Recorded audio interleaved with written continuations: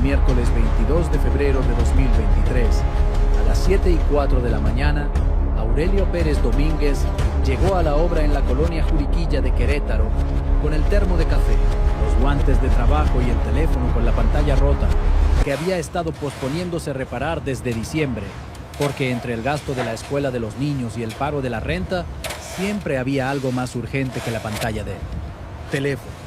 Ese teléfono con la pantalla rota era el único aparato que tenía. Y esa mañana, mientras esperaba que llegaran los demás del cuadrante, y mientras el frío de las 7 de la mañana en el altiplano queretano le calaba hasta los huesos con esa dureza específica del frío del Bajío, que no avisa sino que simplemente está, Aurelio abrió Facebook con el hábito automático de quien revisa las redes antes de que empiece el día sin esperar encontrar nada específico. Encontró una notificación. La página de Parejas Infieles Querétaro. Una de esas páginas anónimas que en los últimos años habían proliferado en las redes sociales de todas las ciudades del país con la lógica del ajuste de cuentas público. Si tu pareja te engaña, lo subes sin nombre del que lo sube, con nombre y foto de los que aparecen. Alguien había subido una foto esa madrugada. Aurelio la abrió, y lo que vio en esa pantalla rota, con las grietas del vidrio cruzando la imagen de lado a lado, fue suficiente para que el termo de café se le cayera de la mano izquierda y se derramara en el suelo de tierra de la obra sin que Aurelio hiciera ningún movimiento para recogerlo. Porque en esa foto estaban su esposa Claudia y un hombre que Aurelio reconoció antes de terminar de ver la imagen completa. No era un extraño, era Benjamín, el capataz de la misma obra. El hombre que le había dado trabajo a Aurelio hacía 14 meses. El hombre con quien Aurelio compartía el camión de la colonia todas las mañanas desde hacía 14 meses. El hombre que esa misma mañana iba a llegar a la obra en los siguientes 20 minutos. Suscríbete ahorita. No cuando termine el video. Ahorita. Dale al botón rojo y activa la campanita, porque lo que viene en los siguientes minutos es de las historias más brutales y más cercanas que hemos contado en este canal. Una historia que empieza con una pantalla rota y que termina de una forma que ningún albañil de esa cuadrilla va a poder olvidar el resto de su vida. Dale ya. Quédate hasta el final, porque hay un detalle sobre quién subió esa foto a la página de Facebook, sobre la persona que tomó esa decisión a las 3 de la madrugada y que la publicó de forma anónima, sabiendo exactamente lo que iba a desencadenar, que convierte este caso en algo que el agente ministerial a cargo del caso describiría en sus notas como el crimen más evitable que he procesado en 13 años. Evitable porque alguien lo activó deliberadamente, y esa persona nunca ha sido identificada. Hazte una bebida, siéntate bien. Esto va a necesitar tu atención completa. Listo, arrancamos. Querétaro, Santiago de Querétaro, la ciudad del Bajío que en los últimos 20 años creció más rápido de lo que nadie calculó, que pasó de ser la ciudad tranquila de los conventos y los callejones a ser una de las zonas industriales más activas del país, sin que sus colonias populares cambiaran del todo el ritmo que siempre han tenido. El de la gente que madruga para trabajar y que llega tarde y que en el medio construye, ladrillo a ladrillo, lo que tiene. La colonia Lomas de Querétaro está al poniente de la ciudad, en una zona donde las colonias populares conviven con los fraccionamientos nuevos de la industria que llegó y que no siempre mira hacia el lado donde vive la gente que construye sus edificios. Calles de asfalto con baches, casas de bloc de una planta con el segundo piso a medio terminar, porque el segundo piso siempre está a medio terminar porque el dinero nunca alcanza para terminar el segundo piso de una sola vez. Comercios pequeños, la tortillería que abre a las 6, el puesto de jugos de la esquina. En la calle Pinos número 67, una casa de bloc con fachada de color terracota que Aurelio había pintado él mismo el año anterior, con la pintura que había sobrado de una obra. Vivía la familia Pérez Domínguez desde hacía 6 años. Y a 4 kilómetros de ahí, en la colonia Juriquilla, en un fraccionamiento residencial de clase media alta que estaba siendo construido por una empresa de la Ciudad de México, estaba la obra donde Aurelio trabajaba desde hacía 14 meses. La misma obra donde Benjamín era el capataz. La misma obra donde esa mañana de miércoles Aurelio estaba parado con el termo de café derramado en el suelo y la pantalla rota del teléfono encendida con una foto que ya no podía verse de ninguna forma que no fuera lo que era. Aurelio Pérez Domínguez nació el 15 de marzo de 1984 en Cadereyta de Montes, Querétaro, el segundo de 5 hijos de don Rutilio Pérez, jornalero agrícola, y de doña Felipa Domínguez, que había lavado ropa ajena durante 30 años en las casas del centro de Cadereyta, con la constancia de quien no tiene tiempo para el cansancio, porque el cansancio es un lujo que el presupuesto no incluye.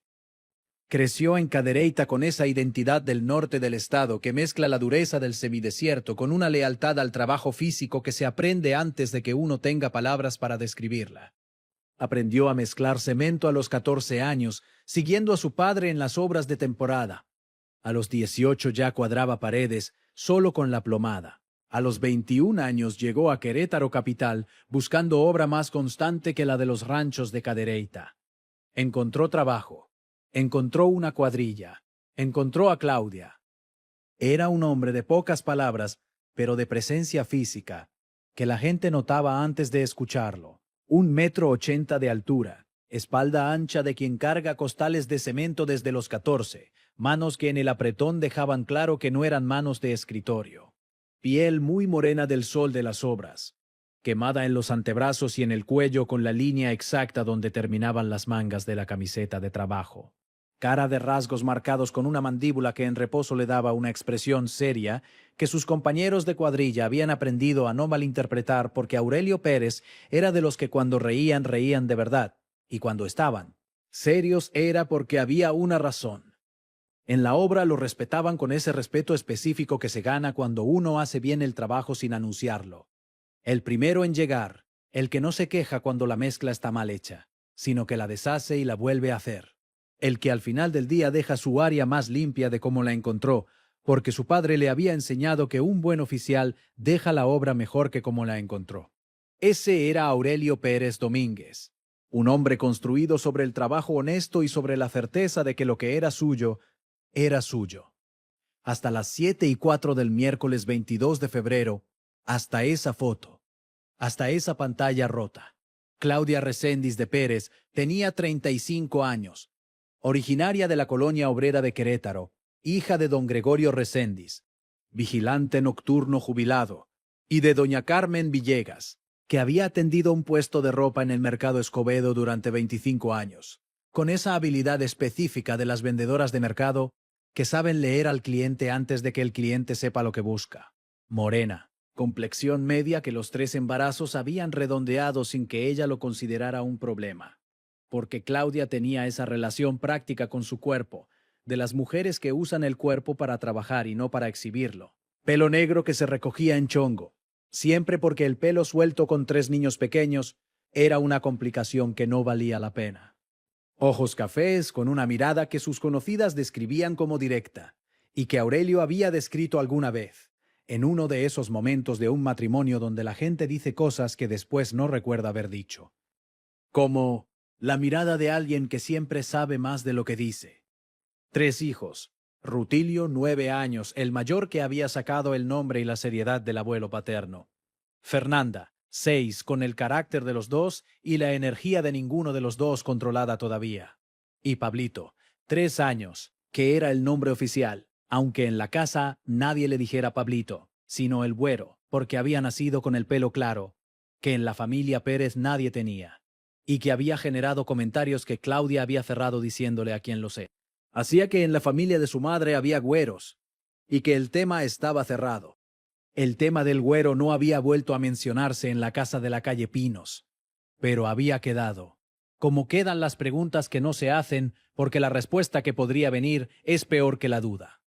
Lo que Aurelio había hecho con esa duda no dicha durante 3 años era archivarla en el lugar donde los hombres de trabajo archivan las cosas que duelen. Debajo del esfuerzo diario, debajo del cansancio de las obras, debajo de la certeza de que hay cosas que es mejor no saber, porque el no saber al menos permite seguir funcionando. Hasta que Facebook no dejó seguir sin saber. Benjamín Torres Ugarte tenía 41 años. Capataz de obra con 15 años de experiencia en la industria de la construcción del Bajío, originario de Salamanca, Guanajuato, casado con Marcela, 2 hijos, residente de la colonia Hércules de Querétaro desde hacía 8 años. Alto. Complexión robusta similar a la de Aurelio, pero con el peso adicional de los años de oficina de obra mezclados con el trabajo físico. Pelo negro con las primeras canas en las patillas.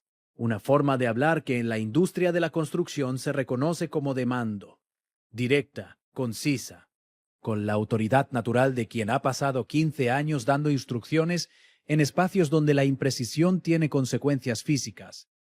Había contratado a Aurelio 14 meses antes en una feria de empleo de la construcción, en el centro de Querétaro. Aurelio había llegado con su trayectoria y sus referencias, y Benjamín lo había visto trabajar media jornada de prueba, y le había dicho que empezara el lunes. 14 meses de compartir el camión de la colonia por las mañanas, de comer juntos en la obra los mediodías con la torta y el refresco, de hablar de los hijos, del trabajo, de los partidos del fin de semana, de la confianza específica que se construye entre hombres de obra que pasan más horas juntos que con sus familias y que en esa convivencia forzada terminan sabiendo cosas del otro que en otras circunstancias nadie compartiría. Benjamín había estado en la casa de la calle Pinos 2 veces, una vez para llevar a Aurelio cuando su carro estaba en el taller, otra vez para la posada de diciembre del año anterior. Había conocido a Claudia en esas 2 visitas. Los investigadores nunca pudieron establecer con exactitud cuándo había empezado lo que había empezado entre Benjamín y Claudia. Los mensajes recuperados en ambos teléfonos databan de hace 7 meses, pero los mensajes no documentan los comienzos. Solo documentan lo que ya existe cuando alguien decide escribirlo. Lo que existía entre Benjamín y Claudia cuando los mensajes empezaron era suficientemente sólido para que ninguno de los dos mostrara señales visibles de lo que estaba ocurriendo. Ninguno excepto el güero. Pero el güero era una pregunta que nadie había hecho en voz alta. Hasta que Facebook la respondió sin que nadie se la hiciera. Este es el momento donde todo cambia. Presta toda tu atención. La foto de la página Parejas Infieles Querétaro había sido subida a las 3:19 de la madrugada del miércoles 22 de febrero por una cuenta sin foto de perfil y sin historial de publicaciones anteriores creada esa misma noche. Una cuenta fantasma, creada para publicar esa foto y para desaparecer. La foto mostraba a Claudia y a Benjamín en lo que parecía el interior de un carro estacionado, con la calidad de imagen de quien tomó la fotografía desde afuera del vehículo con el teléfono apoyado en la ventana. Fecha y hora en la esquina inferior derecha. Martes 21 de febrero, las 11:47 de la noche, menos de 8 horas antes de que Aurelio la encontrara. ¿Quién tomó esa foto? ¿Quién creó esa cuenta? ¿Quién decidió a las 3 de la madrugada del miércoles que era el momento de publicarla? Esa persona nunca fue identificada. Los peritos digitales de la Fiscalía de Querétaro rastrearon la cuenta hasta una dirección IP de una red de Wi-Fi pública en un centro comercial de la colonia Juárez de Querétaro, sin cámaras de seguridad que cubrieran el área de conexión específica, sin testigos. Alguien sabía. Alguien había decidido que Aurelio tenía que saber. Alguien había calculado, a las 3 de la madrugada, que la forma de que Aurelio lo supiera era esa página y no ninguna otra. Y ese alguien había resultado tener razón en que Aurelio lo vería. Lo que ese alguien no podía haber calculado con certeza, o quizás sí podía, es lo que Aurelio haría cuando lo viera. Aurelio estuvo parado en la obra con el termo derramado en el suelo y la pantalla rota encendida durante 4 minutos y 22 segundos. Eso es lo que documentó la cámara de seguridad del fraccionamiento en construcción, que cubría la entrada de la obra y parte del área de materiales donde Aurelio había estado esperando a los demás. 4 minutos y 22 segundos, sin moverse, sin hacer ninguna llamada, sin mandarle ningún mensaje a nadie. Luego apagó el teléfono, lo metió al bolsillo del overol y fue al área donde se guardaban las herramientas.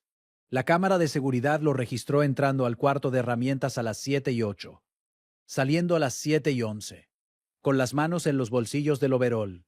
Lo que tenía en los bolsillos del overol cuando salió del cuarto de herramientas es parte del informe forense que los peritos de la Fiscalía de Querétaro elaborarían esa misma tarde. A las 7:16, la cámara de seguridad registró la llegada del camión de la colonia que traía al resto de la cuadrilla. Benjamín Torres Ugarte bajó del camión a las 7:17. Saludó a dos compañeros en la entrada. Caminó hacia el área de materiales.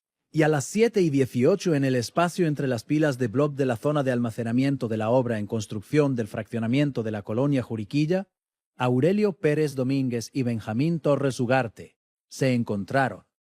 Lo que ocurrió en ese encuentro fue reconstruido por los peritos de criminalística de la Fiscalía General del Estado de Querétaro, a través de 4 fuentes: la cámara de seguridad que cubría parcialmente el área, las evidencias físicas en la escena, los testimonios de 3 trabajadores de la cuadrilla que estaban a menos de 30 metros y que escucharon sin ver porque las pilas de bloc bloqueaban la línea de visión, y la declaración posterior de Aurelio. Lo que los 3 trabajadores escucharon, según sus testimonios coincidentes en los elementos principales aunque diferentes en algunos detalles por la distancia y el ruido de la mañana, fue esto. Primero, el nombre de Benjamín dicho por Aurelio con una voz que el trabajador Crescencio Huerta, que llevaba más años en el oficio y que había escuchado muchas cosas en muchas obras, describió como la voz de alguien que ya llegó al otro lado de algo, que ya terminó de pensar. Luego un silencio de varios segundos. Luego la voz de Benjamín diciendo algo que no pudieron distinguir. Luego nada. Benjamín Torres Ugarte, 41 años, capataz de obra, casado, padre de 2 hijos, residente de la colonia Hércules de Querétaro. Murió entre las pilas de bloc del área de almacenamiento de la obra, en la colonia Juriquilla, a las 7:19 de la mañana del miércoles 22 de febrero de 2023. Los peritos forenses documentaron en el informe que las heridas eran consistentes con la aplicación de fuerza severa, con un objeto contundente de las características del que se encontró en la escena. Que por la naturaleza del impacto y la posición de las lesiones, Benjamín no tuvo posibilidad de reaccionar después del primero. Que lo que siguió, lo que los peritos describieron con la frialdad técnica de quienes hacen ese trabajo todos los días y que aún así ese día tomaron más tiempo del habitual en elaborar el informe. No fue un impulso de segundos, sino una descarga de algo que había estado acumulándose durante más tiempo del que la foto de Facebook podía contener. El trabajador Crescencio fue el primero en llegar al área. Lo que encontró entre las pilas de bloc es algo que Crescencio Huerta, en su declaración ante el Ministerio Público, describió con una frase que el agente ministerial a cargo del caso subrayaría en el expediente. Vi lo que había y entendí que Aurelio había dejado adentro de esa obra todo lo que llevaba años cargando afuera de ella. Crescencio llamó al 911 a las 7:23. Aurelio estaba sentado sobre un bloque de cemento a 4 metros de la escena, cuando llegaron los primeros paramédicos, con las manos sobre las rodillas, sin intentar moverse, con el overol y la cara y las manos, con el rastro de lo que había hecho, más oscuro que el polvo de cemento y más difícil de quitar que el aceite de motor. Cuando el agente Romero le ordenó que se pusiera de pie, Aurelio se puso de pie. Cuando le ordenaron que extendiera las manos, las extendió. Lo único que preguntó antes de que le pusieran las esposas fue: ¿alguien puede ir a la casa? Mis hijos no pueden enterarse por el teléfono. Este canal existe para que historias como la de estas familias no desaparezcan en silencio. Suscríbete. Es gratis. Y en este caso significa más que en cualquier otro. La sala de interrogatorios de la Fiscalía General del Estado de Querétaro. Paredes de bloc pintadas de gris. Mesa de metal rectangular. 2 sillas, cámara en la esquina superior izquierda. Un extractor que producía ese ruido de fondo constante que en las grabaciones suena como el zumbido de todo lo que no se dice. Temperatura de 13 grados que en la mañana de un febrero queretano se siente exactamente como el frío que es. Aurelio llegó a las 9:41 con el overol todavía puesto, porque el traslado había sido rápido y porque en la urgencia de la escena nadie había pensado en ropa de cambio. Le ofrecieron agua. Aceptó y la tomó en 3 tragos seguidos como quien lleva horas sin agua, aunque hubiera empezado el día con el termo de café que ahora estaba derramado en el piso de tierra de la obra en Juriquilla. Le leyeron sus derechos. Dijo que hablaría. El agente ministerial a cargo del caso fue Rodrigo Espinosa Peña, 44 años, 13 de servicio en homicidios de la Fiscalía de Querétaro. Hombre de pocas palabras en los interrogatorios, porque había aprendido que los hombres que hablan poco necesitan más silencio que preguntas para llegar a lo que tienen que decir. Se sentó frente a Aurelio. Lo miró durante varios segundos. «Cuéntame». Y Aurelio contó. 34 minutos de declaración. Sin abogado porque dijo que no había nada que esconder. Con la misma economía de palabras con que describía el trabajo. Directo, concreto, sin los rodeos que requieren los que tienen algo que proteger. Explicó la foto, el termo derramado, el cuarto de herramientas, los 4 minutos y 22 segundos parado en el área de materiales. Cuando llegó a lo que había pasado entre las pilas de Block, el agente Espinosa lo dejó hablar sin interrumpirlo. «Benjamín dijo algo», preguntó el agente cuando Aurelio terminó. «Dijo mi nombre». «¿Solo eso?» Y luego dijo que podía explicar. «¿Le diste oportunidad?» Aurelio miró la mesa. «No, ¿por qué no?» Silencio de varios segundos. «Porque llevaba 14 meses explicándome cosas. Todos los días en el camión. Todos los mediodías en la obra. 14 meses de su voz explicándome cosas. Y resulta que lo único que nunca me explicó era lo único que necesitaba que me explicara». El agente Espinosa anotó eso. «Aurelio, la foto. ¿Sabes quién la subió?» Aurelio tardó. «No, tienes sospecha». «Tengo». «¿Quién?» «No lo voy a decir». El agente Espinosa lo miró. «¿Por qué no?» Aurelio levantó la vista. «Porque si lo digo y le pasa algo a esa persona por lo que yo diga, cargo con eso también». «Y ya cargo con suficiente». El agente Espinosa anotó eso con 2 líneas debajo. Esa respuesta, esa negativa de Aurelio a identificar a quien había subido la foto, sería uno de los elementos más debatidos del caso. Porque si la persona que publicó la foto sabía lo que iba a desencadenar, su responsabilidad moral, aunque no necesariamente legal, era parte de la cadena que había llevado a ese miércoles. Y Aurelio lo sabía y eligió cargarlo solo, porque así era Aurelio Pérez Domínguez, un hombre que cargaba sus cosas solo, incluso cuando el peso era el de lo que había hecho esa mañana entre las pilas de Block de una obra en Juriquilla. Sigue aquí. Lo más difícil todavía no ha llegado. Mientras Aurelio estaba en el Ministerio Público, en la calle Pinos número 67 de la colonia Lomas de Querétaro, ocurría algo que los investigadores documentarían como la segunda escena del caso. A las 8:42, 2 agentes de la Policía Municipal de Querétaro llegaron a la casa de fachada terracota para notificar a la familia. Claudia abrió la puerta. Los 2 agentes. La cara que tienen los agentes cuando llegan a notificar. Claudia supo antes de que dijeran nada. No porque supiera lo de la foto. No todavía. Sino porque cuando 2 agentes llegan a tu puerta a las 9 de la mañana y traen esa cara, uno sabe que lo que viene no es ordinario. «¿Señora Claudia Reséndiz?» «Sí». «¿Esposa de Aurelio Pérez Domínguez?» «Sí». «Necesitamos hablar con usted». Claudia los dejó entrar. Los niños estaban en la escuela menos el güero, que tenía 3 años y que estaba en el cuarto con los juguetes sin entender que en la sala de su casa ocurría algo que iba a cambiar todo lo que conocía. Los agentes le dijeron lo que habían ido a decirle. Claudia escuchó, y luego hizo algo que los 2 agentes recordarían en sus testimonios, con el detalle específico de quien ha presenciado reacciones de duelo de muchos tipos y que esa mañana presenció una que no esperaba.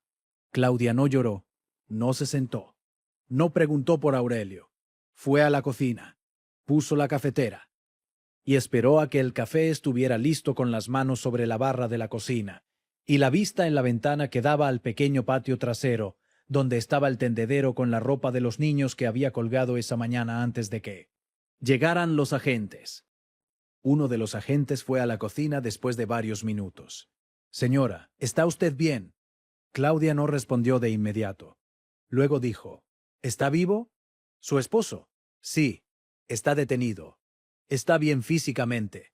Claudia asintió. Sirvió el café.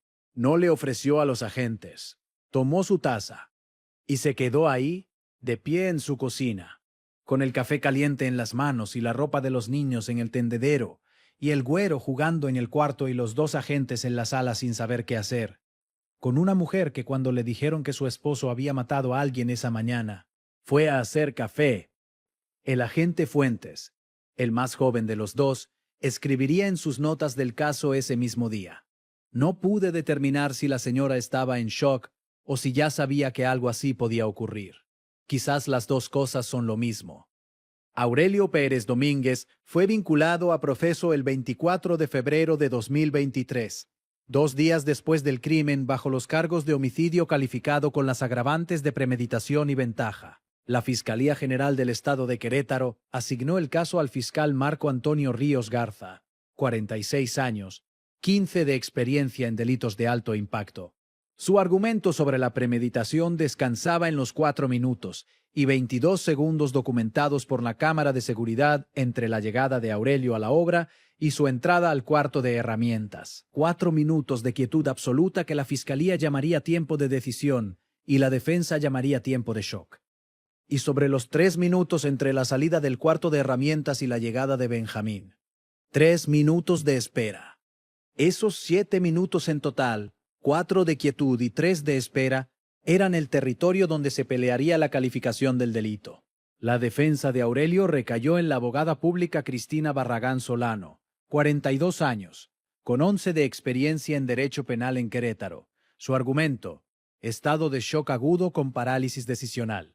Que los 4 minutos de quietud no eran planificación sino la incapacidad temporal de procesar una información que destruía simultáneamente la identidad conyugal, la identidad paterna en relación al güero, cuya paternidad quedaba en duda, y la identidad laboral de 14 meses de confianza con el capataz, y que los 3 minutos de espera eran la inercia de alguien que no podía moverse sino hacia adelante, porque hacia atrás ya no había nada.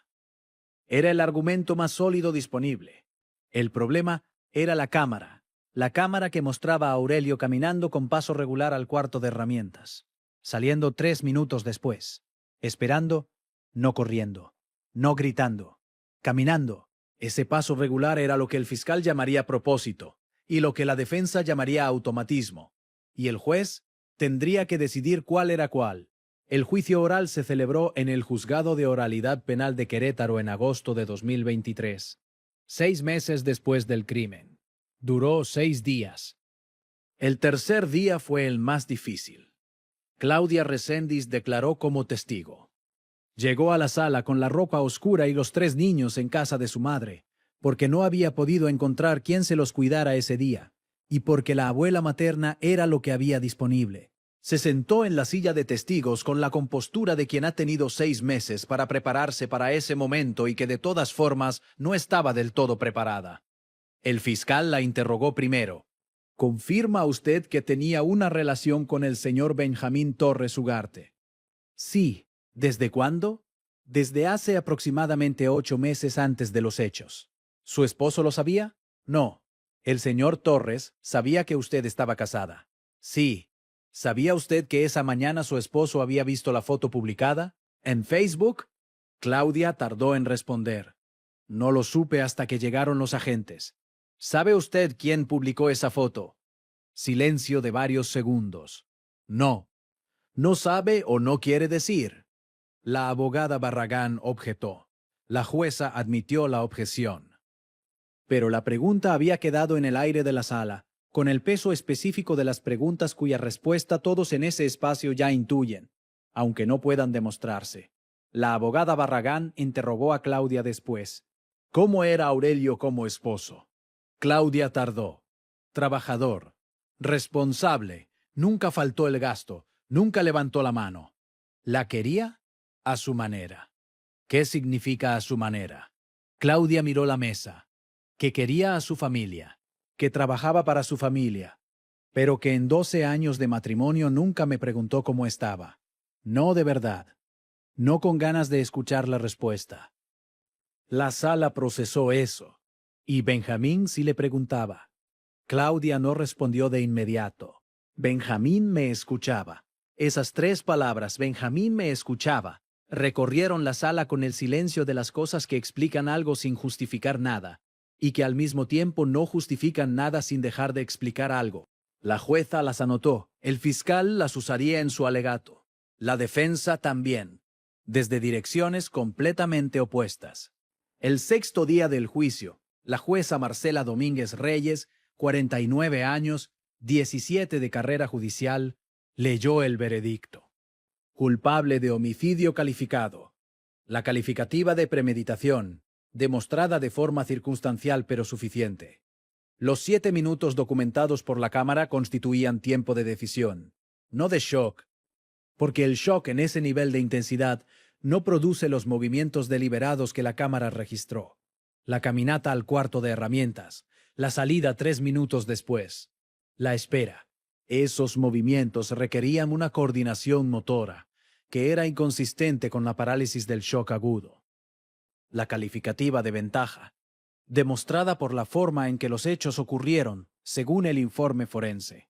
Sin embargo, la jueza aplicó el atenuante de alteración emocional severa, reconocido en el Código Penal de Querétaro, porque el detonador de los hechos, la revelación simultánea de la traición conyugal y la posible implicación paterna del güero a través de la foto publicada por terceros, producía un impacto que modificaba sin eliminar la culpabilidad. La sentencia: 26 años de prisión, con posibilidad de revisión a los 16 si Aurelio completaba los programas de reinserción y mantenía conducta sin incidentes. 26 años. Aurelio Pérez tenía 38 años en el momento del crimen. Con buena conducta saldría a los 54.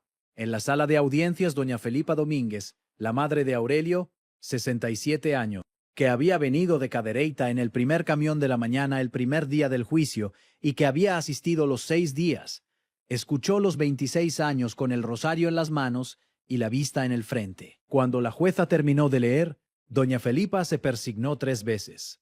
Lento, sin prisa, como quien persigna algo que ya sabe que no tiene solución humana disponible y que solo le queda encomendarlo a lo que está más arriba de lo que cualquier juzgado puede resolver.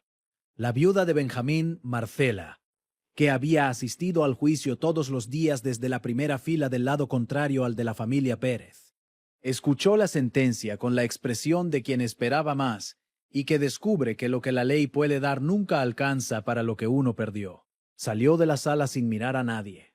Afuera del juzgado la esperaban sus 2 hijos, 14 y 11 años. Los tomó de la mano a los 2. Los 3 caminaron hacia el estacionamiento sin decir nada porque no había nada que decir que no doliera más de lo que ya dolía. Aurelio Pérez Domínguez llegó al Centro de Reinserción Social de Querétaro en septiembre de 2023. El penal está sobre la carretera a San Luis Potosí, a las afueras de la ciudad, en esa zona donde el altiplano queretano muestra su cara más seca, y más limpia, y más indiferente a lo que ocurre en las ciudades que se asoman desde lejos.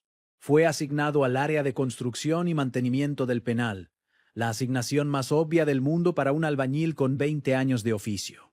Aurelio tomó el trabajo con la misma actitud con que había tomado todos los trabajos de su vida, llegando primero, haciendo bien lo que había que hacer, sin que nadie tuviera que decirle 2 veces las instrucciones.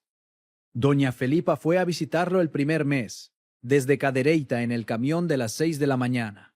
3 horas de viaje de ida y 3 de vuelta para 45 minutos en el locutorio.